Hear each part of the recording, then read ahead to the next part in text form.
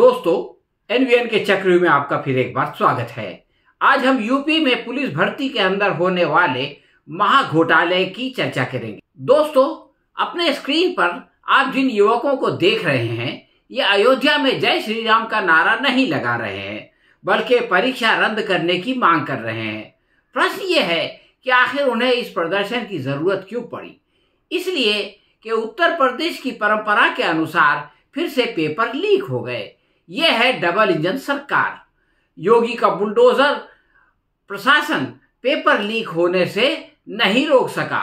राहुल गांधी ने जब देश में बेरोजगारी की बात की तो सरकार को मिर्ची लगी और वो इसका इनकार करने लगी। परंतु जब 40,000 असामियों के लिए 48 लाख उम्मीदवार आ गए तो ये मानना पड़ा कि हर साल 2 करोड़ लोगों को रोजगार देने की गारंटी खोखली थी। चुनाव से पहले नौकरियां बांटकर वोट प्राप्त करने का षड्यंत्र नियति ने परीक्षा में पेपर लीक करवा कर नाकाम कर दिया। 18 फरवरी की शाम 3 से 5 की शिफ्ट के प्रश्न पत्र अधिकतर उम्मीदवारों और कोचिंग शिक्षकों तक पहुंच गए थे।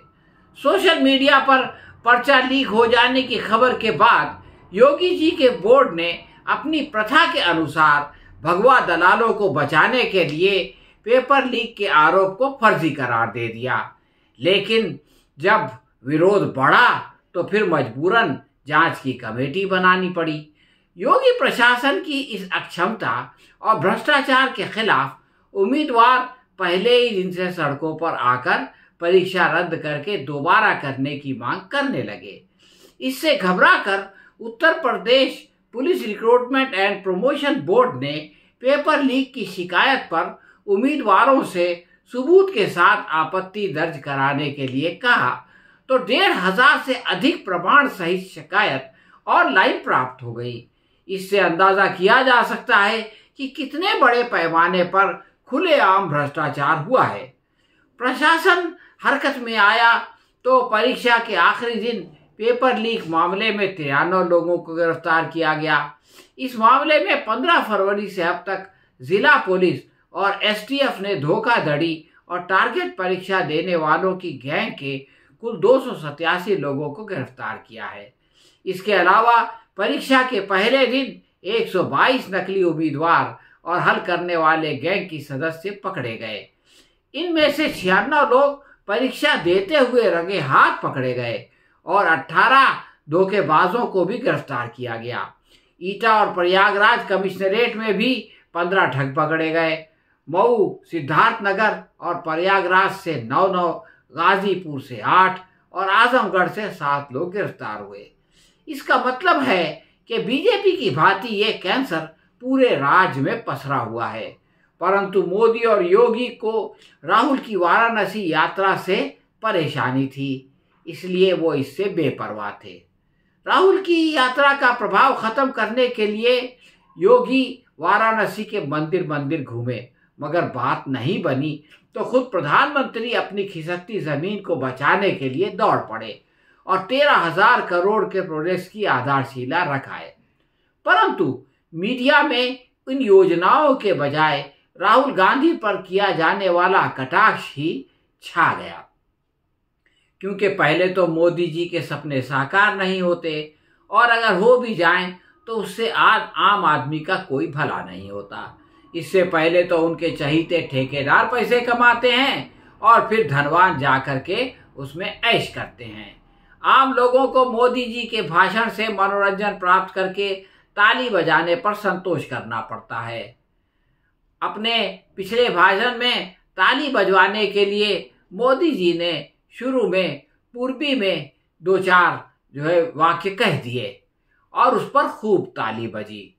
जो व्यक्ति ठीक से हिंदी नहीं बोल पाता वो भला पूर्वी क्या बोलेगा। खैर, जिन लोगों को ताली बजाने के पैसे मिले थे उन्होंने अपना काम किया। मोदी ने राहुल गांधी पर यूपी और काशी के युवकों को नशेड़ी कहकर उनका अपमान करने का आरोप लगाया और धमकी दी कि इसे यूपी के युवक नहीं भूलेंगे। इस प्रकार सहानुभूति बटोरना मोदी की पुरानी आदत है, मगर अब लोग इससे बोर हो गए हैं।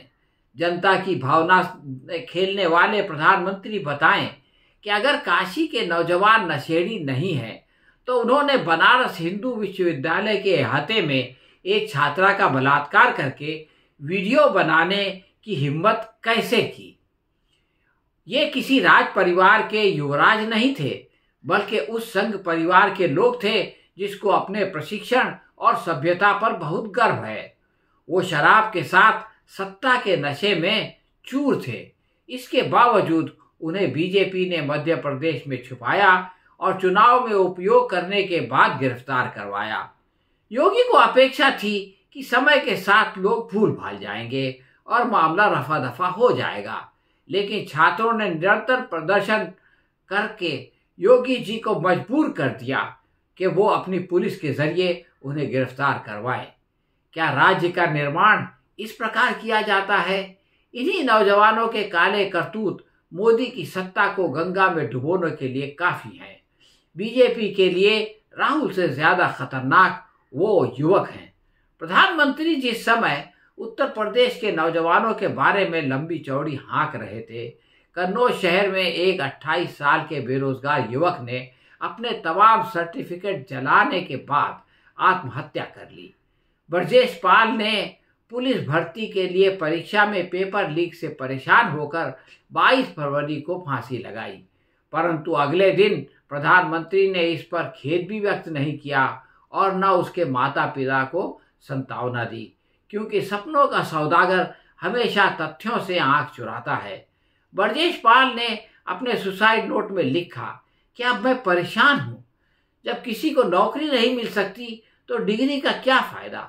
उन्होंने अपने घर वालों से कहा, मैं आप लोगों को धोखा दिया है। मेरी मौत के लिए किसी को परेशान न किया जाए। मैं अपनी मौत का खुद जिम्मेदार हूँ। मैं अब और जीना नहीं चाहता। हमने बीएससी के तमाम कागज जला दिए हैं। क्या फायदा ऐसी डिग्री का जो एक नौकरी न दिला सके। हमारी आधी उम्र पढ़ते पढ़ते निकल गई, इसलिए हमारा मन भर गया।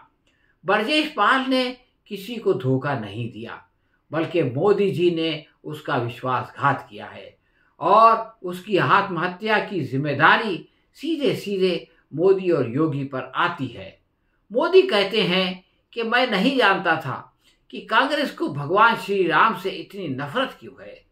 किसी को राम के नाम से नहीं, बल्कि इस फिसड्डी डबल इंजन सरकार के काम से नफरत है और सब इसको सबक सिखाने की प्रतीक्षा कर रहे हैं। यही डर मोदी और योगी को बार बार वाराणसी ले जा रहा है।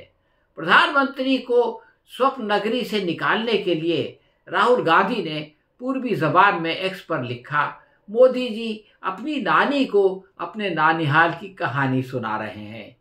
ये दुख भरी कहानी योगी के उस राम राज की है जिसकी प्रशंसा में मोदी जी उठते बैठते हर हर महादेव का नारा लगाते रहते हैं। यूपी पुलिस कांस्टेबल भर्ती एग्जाम को रद्द करवाकर उत्तर प्रदेश के युवकों ने भगवा सरकार पर बड़ा विजय प्राप्त किया है। इस पर योगी ने अकड़कर एक्स पर लिखा, नौजवानों की मेहनत और परीक्षा की पारदर्शिता से खिलवाड़ करने वालों के विरुद्ध सख्त कार्रवाई की जाएगी। प्रश्न ये है कि इतने बड़े पैमाने पर कोताही और कमी हुई ही क्यों, और इसकी जिम्मेदारी लेकर योगी अपना इस्तीफा क्यों नहीं देते। किसी शायर ने क्या खूब कहा है, तू इधर उधर की ना बात कर, ये बता के काफिला क्यों लुटा। तू इधर उधर की ना बात कर, ये बता के काफिला क्यों लुटा। मुझे रहजनों से गरज नहीं, तेरी रहबरी का सवाल है।